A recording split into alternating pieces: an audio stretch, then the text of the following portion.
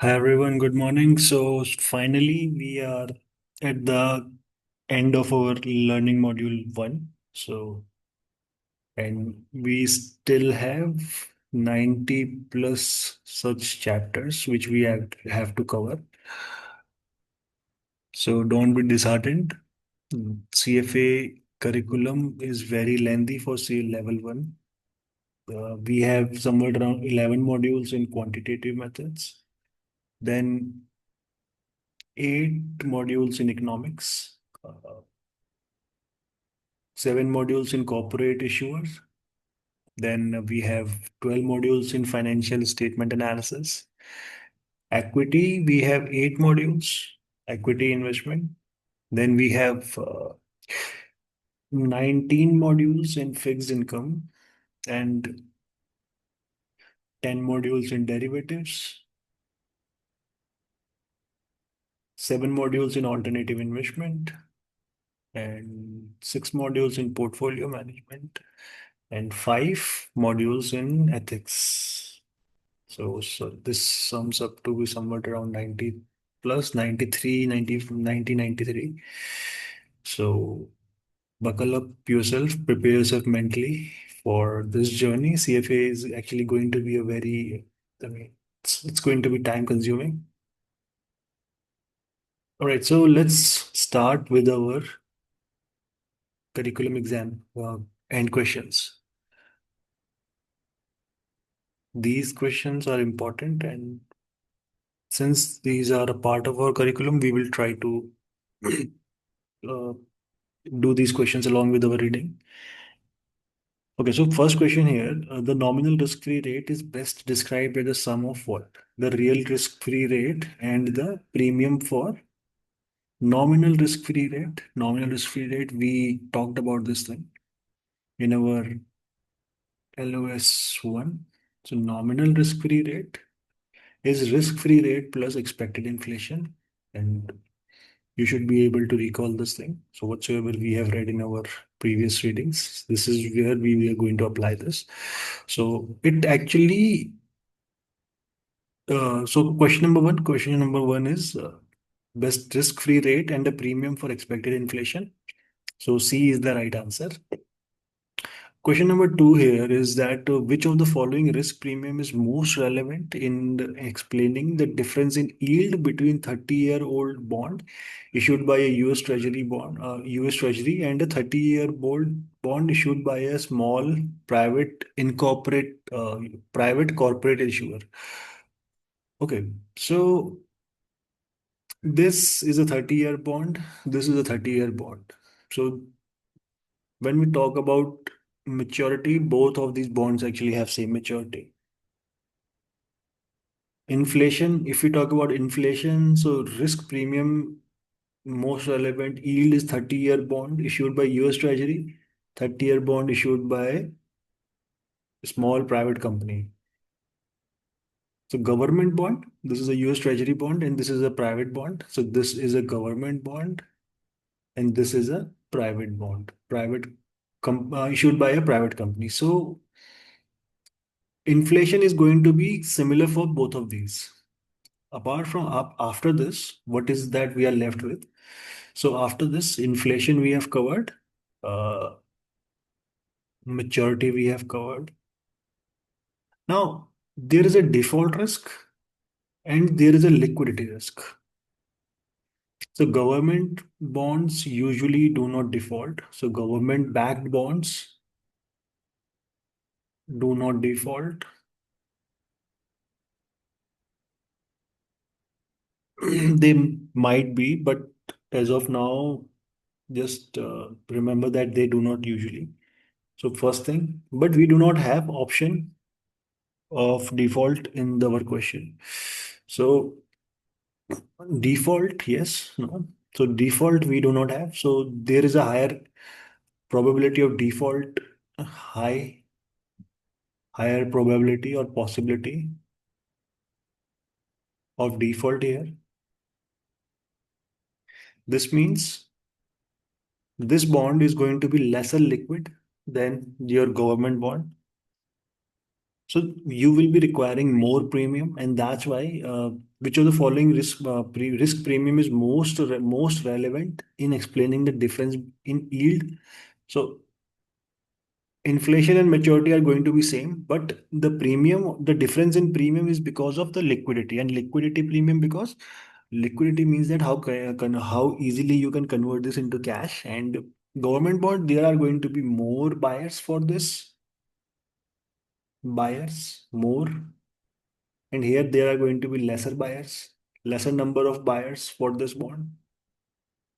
Why? Because probability of higher default, and that's why it's going to impact the liquidity of the bond. So treasury bonds are highly liquid, whereas bond of small issuers trade infrequently, and the interest rate include a high premium. So the liquidity premium reflects a relatively high cost, including the impact of including the impact on price of selling a position. So as two bonds have the same 30-year maturity, the observed difference is yield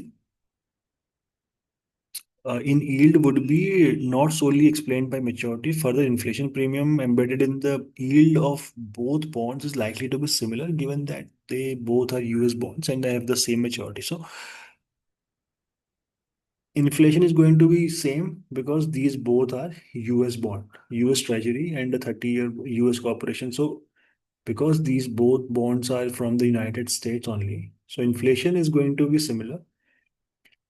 Now, if they would have given you in Europe, or they would have given you, let's assume, Asia, or they might have given you a bond, a private company bond from maybe some other country, Brazil, maybe, Brazil, Australia, maybe any another geographic location. So that there might be a difference in inflation. So you need to apply some analytics into this because you are now an analyst. So analyst, you actually have to analyze everything. Just remember this thing. This is the first chapter only, and we have a lot of more readings to go. So you need to dedicate some time daily to yourself, to your education, to your CFA journey. And this is only chapter. This is only the basics. CFA level 1 is only about the foundations. So you will be applying more of these concepts in level 2 and level 3, and then you will not have uh, that much time to go back and revise those concepts. So I would recommend you, when if you're investing your time, invest it properly. Make a habit to watch these videos daily. At least try to complete one chapter daily. Once you are done with it, try to solve as much as questions you can gather. Okay, so question number 3 is about consider the following returns for fund Y over the past 5 years. So year 1, 2, 3, 5 returns are these. The geometric mean of the fund Y is closest to what? So geometric mean, how do we calculate geometric mean? We add, so the formula for geometric mean, if you remember, first under root 1 plus 0.195 into 1 minus 0.019. Just pay attention to the numbers. You're converting these into percentage numbers into actual numbers. Then 1 plus 0.197, 1 plus 0.35 into 1 plus 0.57. Then you subtract out 1 out of everything. But before that, you actually square it, root it to the power of 5. You need to square root it out to the number of observations you have. So the fifth root of everything, and then you subtract 1. So let's quickly do this on our calculator. Let me just share my screen. Our numbers, I'm going to plug in numbers straightforward. So 1.0195, multiply this with parentheses 1 minus 0.0019, parenthesis close, 1.02, multiply this with 1.0, not 0, 1.9197. Then you multiply this with 1.35. Then you multiply this with 1.057. This is going to give you 1.74. Now we actually have to square root it to the power of 5. Square root it.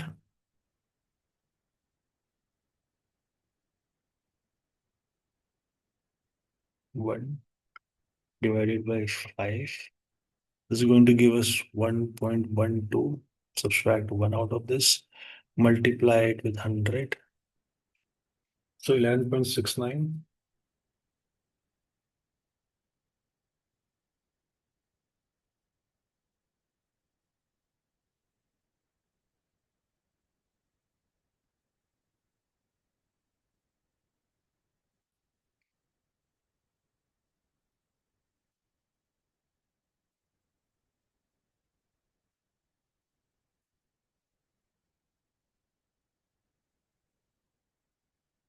0, 1.195.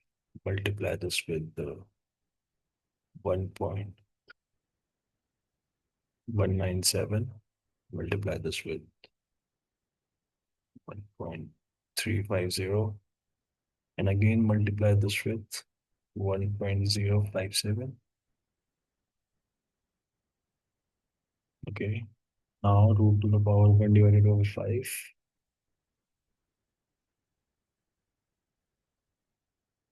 minus 1 and multiply this with 100. So 14.90 is the right answer. Previously, we might have missed something. So 14. Now we have actually 14.9. 14.9. We actually have the answer. 14.9% is the right answer. Okay. So now let's move to question number 4. So I hope you remember how we used to apply the concept of geometric mean. Okay, here, how did I calculated the fifth root? So what I did is to calculate the fifth root, I plugged in all these numbers. This was tricky, so I calculated this first. Then I multiplied all these values. Afterwards, what I did is I pressed the key. The name of the key, y to the power x. I pressed this key. Then I opened parentheses. In parentheses, I plugged in 1 divided by 5. I pressed enter. This was calculated. I double pressed enter. One more time equal to. So what first time I pressed equal to, it was calculated. The second time I pressed equal to, this was whole calculated, and this actually gave me the value of 14.9. I hope this was clear. So let's move to question number 4. So question number 4 is a portfolio manager invests 500 euros annually in a security for 4 years at the following prices. So he has actually invested $5,000 every year for 4 years. And if you remember, where to put harmonic mean, if you remember, I gave you an analogy. If there is anything like a mutual fund where you make in routine payments or continuous annual payments or monthly, quarterly, any kind of payments. So there we actually use harmonic mean. So in this question, we are going to use harmonic mean. This is a good question. Arithmetic and geometric mean doesn't apply here because for geometric mean we need percentage numbers. Arithmetic mean won't be applicable here because it doesn't make sense to arithmetic mean. Average arithmetic mean is an average. So if I average everything, but there, then I will be only using these numbers, not this $5,000. So this will not also make any difference. So this won't give you the true picture. So we will be using the harmonic mean here, and let's discuss this further. So harmonic mean is appropriate for determining the average prices, average price per unit. Average price per unit is calculated using harmonic mean. As it gives equal weight to each data point and reduce the potential influence of outliers. And how do we calculate harmonic mean? So let me just give you the formula first. Okay, here we talked about harmonic mean. This is the formula for harmonic. This is how we actually apply harmonic mean here. Number of observations. This means 4 years. For 4 years, then the person was investing, and we divide it by 1 divided by the summation of all the observations.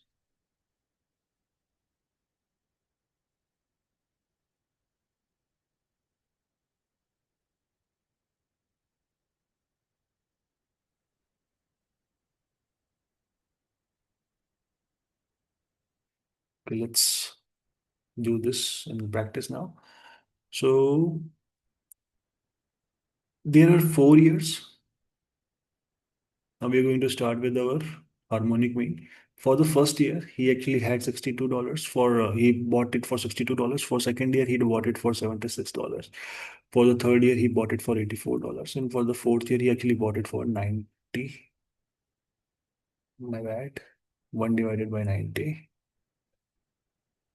So once we calculate this thing, let's calculate this in on our calculator. So how do we calculate this thing? So 1 divided by 62. This is going to give us 0.02. Add, use parentheses here. 1 divided by 76. Close your parentheses. This is going to give you 0.03. Add, parentheses open. 1 divided by 84. Parentheses close. This is going to be total 0.04. Add again, parentheses open. 1 divided by 90. Parentheses close. This is going to give you 0.05. Now this is your denominator. What you can do is you can inverse this function by clicking 1 raised to the power 1 divided by x. This has actually put it in the numerator. Now you multiply this number with 4, and this is going to give you 76.69, which is our desired answer. 76.69. So $76.69 is the desired answer. So 76 point, there is a, this is not exactly, but this is somewhat around 76.69. So this is our answer. Using the harmonic mean, we have achieved this answer. Now let's go to question number 5. So question number 5 is, which of the following statement regarding arithmetic mean and arithmetic and geometric mean is correct? The geometric mean will exceed the arithmetic mean for a series with non-zero variance. So here it is saying that geometric mean GM will exceed AM, arithmetic mean, if there is zero variance. The geometric mean measures an investment's compounded rate of return over multiple periods. Compounded rate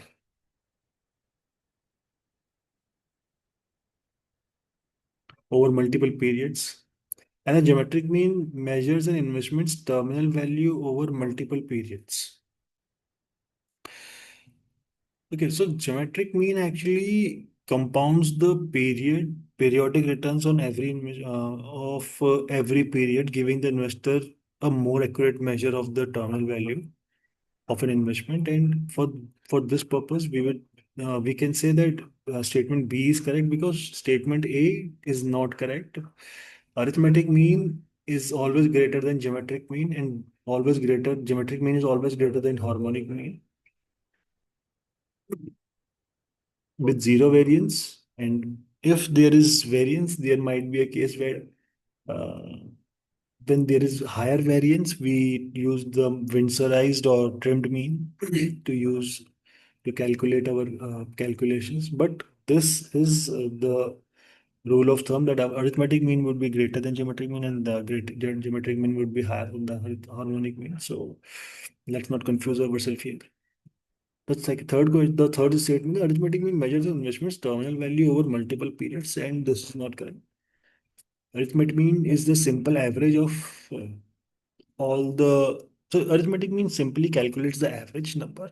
So there is no use of terminal value in that calculation.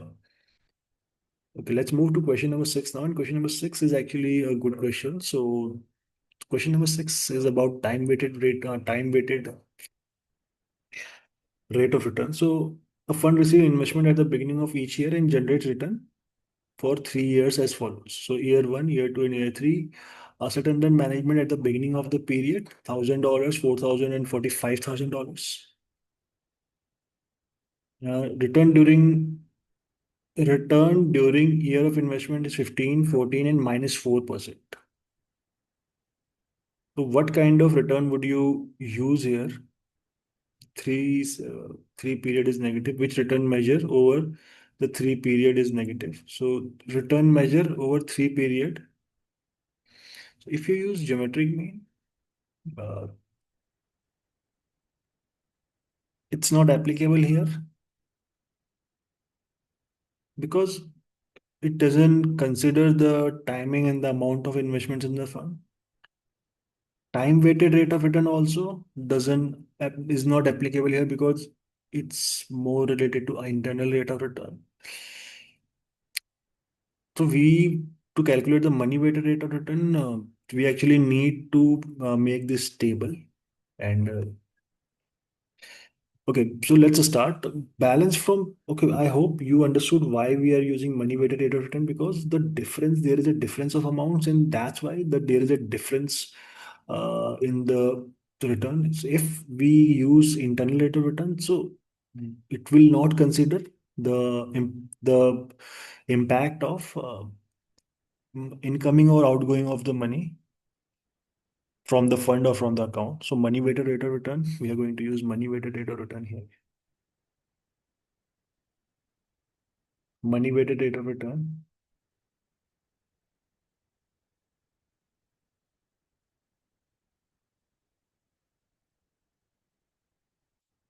Taking into account all cash flows.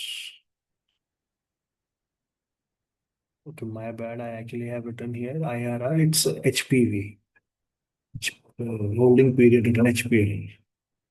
Okay, so money weighted rate of return. Now we are going to calculate this. So initially, at the start of the year one, the balance from the previous year was bought in zero. New investment in the fund is $1,000. So new balance at the beginning of the year is $1,000 again here. Yes. Investment return is 15% now. So there is an investment return of 15%. This means that investment is 1,000 into 15% is $150. And the balance at the end of the year would be 150. This is the end of the period balance. At the starting of the year two, we actually have $1,150 in our account. So there is new investment of how much? So net balance is if the net balance is $4,000, so there is a new investment of $2,850. Here you actually have to pay attention. This means the investment return for the year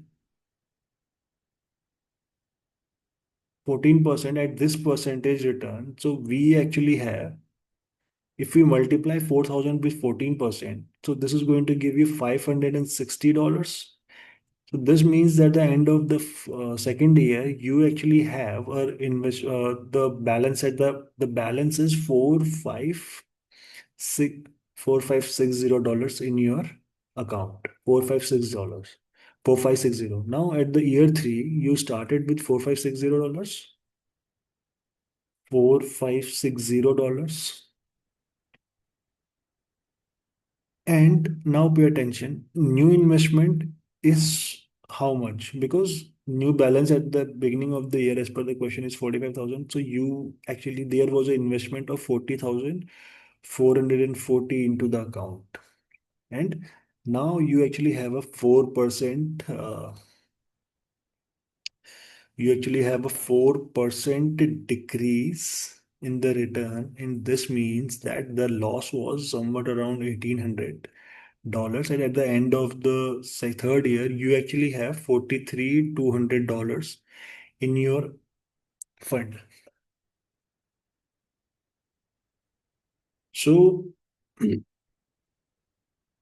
your first cash flow is $1,000. Your cash flow zero, CF0, is you paid $1,000 into the fund. You started with $1,000. Cash flow one is going to be 2,850. This is why, that's why we actually calculated. We actually had to go all this trouble to calculate these numbers, cash flows. So this is your cash flow 2,850. And this is again an investment. So this is also going to be a negative number. Cash flow two is again, how much did you put in the fund? 40,440. This is again an investment. So this is again a negative number. And cash flow three at the end of the period is 43,200. So now we actually have all our cash flows. That's why we actually had to go, we actually had to calculate these numbers. That's why the table, because apply, you cannot apply the internal rate of return. You cannot calculate the IRR for these such a portfolio unless until you have these cash flow numbers. To calculate the IRR, you need to use the calculator function, and for that you need these numbers. Okay, so now uh, what will I do? I will press on my cash flow function. I will press my $1,000 first. Plug in these numbers, negative $1,000, easy, enter. Then I press down key. The another value is 2,850. Press enter. Then the frequency is one. So for second, it's 40,440. Negative. The frequency is one again. And then at the end of the year, there is a cash inflow, 43,200. Enter. Let me just recheck my numbers. So this is a positive cash flow. This is a negative cash flow, 44,440. This is a negative cash flow. Then I press the IRR function and I compute the IRR, which is going to be minus 2.22. Let me just refresh my calculator for next question. So my IRR is minus 2.22%.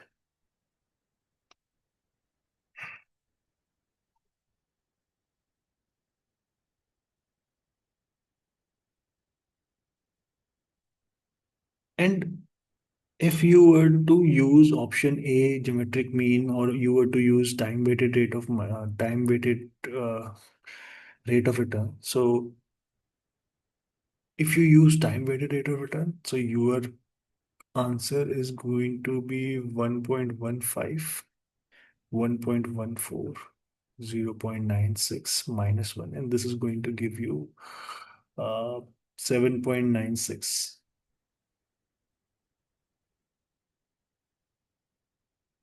And geometric mean also, GM, and time weighted rate will give you the same answer.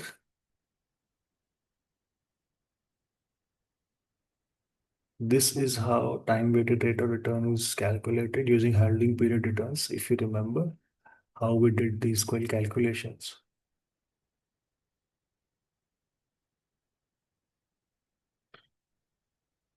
Okay, so I hope this is clear. So just you need to pay attention. Your concept should be clear, and This is where the applicability of concepts is tested. How well have you understood the concept?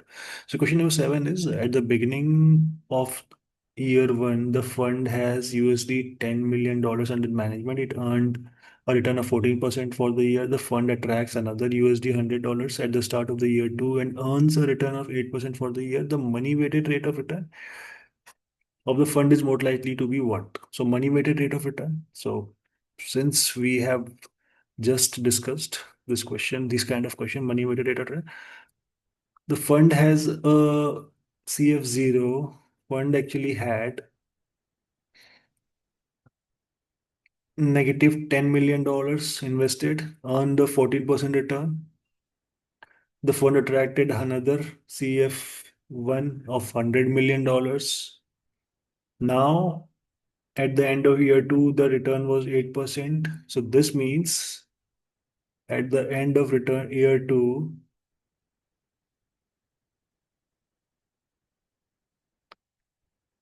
the fund has attracted, okay, and return was start of to end 8% return.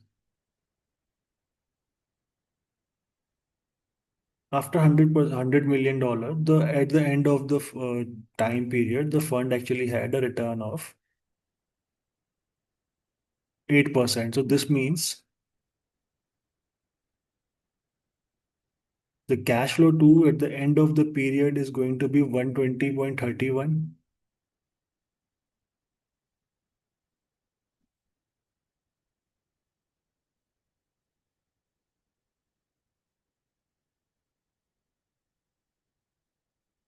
Once you plug in these numbers into your calculator, you will get an internal rate of return. This is related to this question. I am okay. So once you calculate these numbers, so the internal rate of return, you will receive internal rate of return would be less than the time weighted rate of return. Why? Because if you calculate it using the time weighted rate of return, so 14%, 1.14 and 1.08, it's going to be lesser than your time weighted rate of return. So this is money weighted rate of return. We have calculated this using money weighted rate of return. And this is your time weighted rate of return.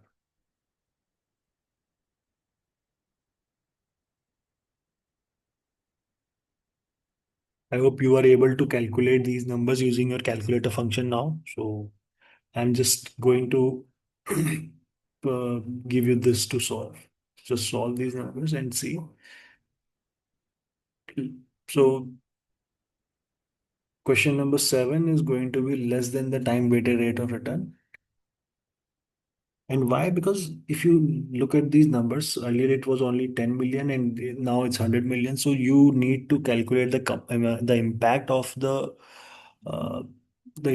of the money weighted performance during the year two, and the return is lower also there because there was a lot of money incoming, and to beat the previous benchmark, it might have been difficult. Okay, so okay, let's move to question number eight now. So question number eight, it's relatively easier but a lengthy question. The concept here is about an investor is evaluating a return for three recently formed ETFs. So when we talk about ETFs, exchange traded funds, is the returns are presented by 125 days, 8 week and 16 months. The returns are 425, 195, 1.95 and 17.18. So if you remember our formula for annualization, so what we used to do is 1 plus the rate, 1.0425 is going to be our rate. Then we need to factor it by 365 divided by 125 days. Subtract 1. This will give you the answer. When you talk about second question, So 1.0195. So since there are 52 weeks in a year, 52 divided by 8 minus 1, this will give you the answer. And 16 months means it's more than year, more than 1 year. 1 plus rate, 1.1718 to the raised to the power 12 divided by 16. Then you subtract minus 1. So this is going to be your answer. Please calculate which ETF has the highest annualized rate and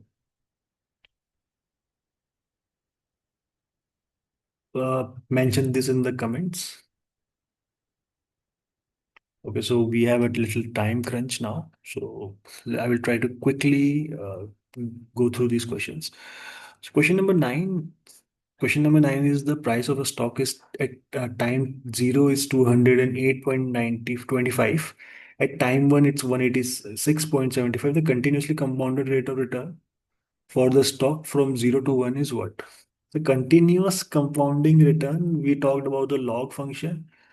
So log function, if you use a log function, it's 186.75 divided by 208.25. This is the opening and the closing. So the log function is going to give you a return of negative return of 10.90%. And let's just quickly do our question on our calculator. Let's use our calculator quickly here. So the question is how much? 186.75.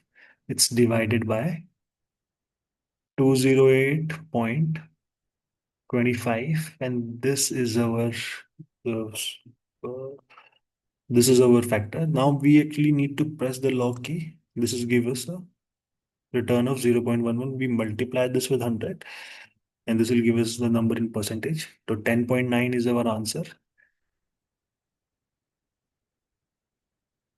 A negative 10.9. A negative 10.9 is the answer here.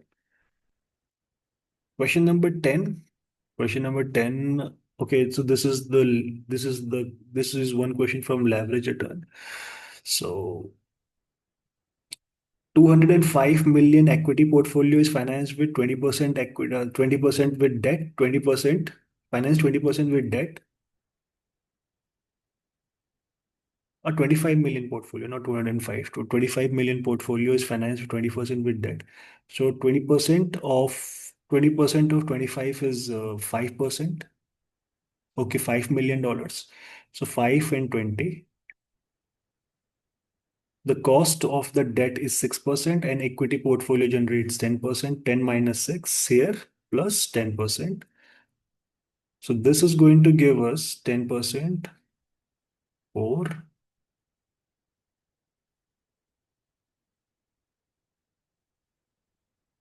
so the answer here is 11%, and this is simple calculation here. So the answer here is option A, 11%. Okay, so question number 11. Question number 11 is an investment manager's gross return is investment manager's gross return is what? So we discussed about this in the LOS1E. So investment manager's gross return is and often it's used to measure the investment manager's skill because it does not include expenses and related to management or administration. This was the statement given to us. Okay, there are two questions left. We will try to cover these two questions in our later readings. I hope you have understood what kind of questions are being asked by the CF Institute, and all the very best with your CFA preparation. We have completed only chapter 1 as of now. This was only one chapter. I'll see you in next readings.